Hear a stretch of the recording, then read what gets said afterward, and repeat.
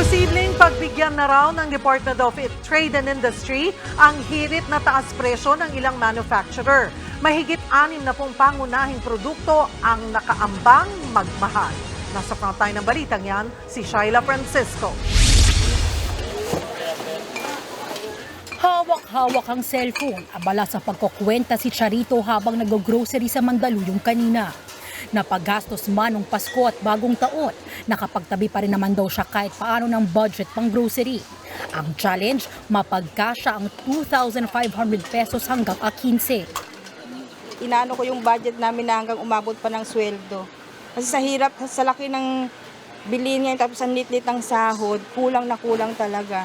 Kaya tipid talaga. Ang kalbaryong yan ni Charito mukhang magtutuloy-tuloy sa mga susunod na buwan.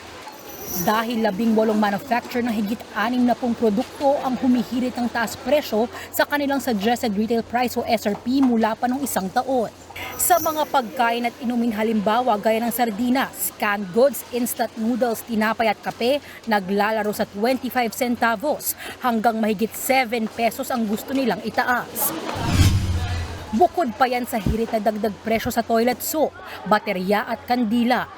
Matatandang umapela ang Department of Trade and Industry sa manufacturers na wag munang magtaas hanggang matapos ang 2023.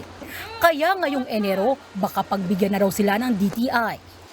Siyempre, isinasapuso natin yung consumer protection. Pero sa kabilang banda, inaalala din natin ang mga concerns ng mga manufacturers. Kasi hindi naman biro yung mga dahilan nila. Kasi kung maiipit ang mga manufacturers, yun nga ay matatamaan ng mga trabaho.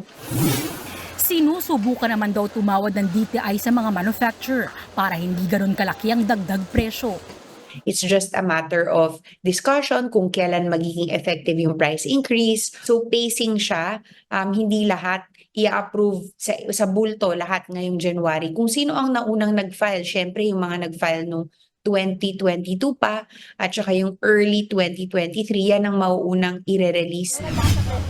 Ayon naman sa ilang manufacturers gaya ng sardinas, pag-uusapan pa kung itutuloy at kung magkano ang ihihirit nilang dagdag singil. Ang ibang manufacturer ng dilatang karne naman, wala pa raw balak magmahal, maliban kung tumaas din ang gastusin. Kung mga supermarket owner naman ang tatanungin, tiwala silang hindi ura-uradang tataas ang presyo ng mga bilihin. Dahil ayaw din daw ng manufacturers mawala ng mga customer.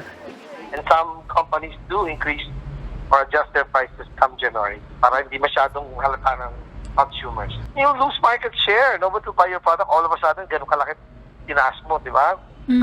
Kumbaga, staggered basis if ever.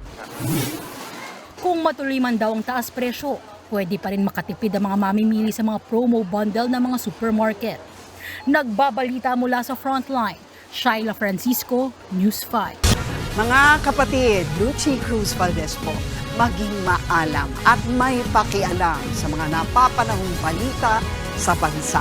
Tumutok at mag-subscribe sa News 5 social media pages.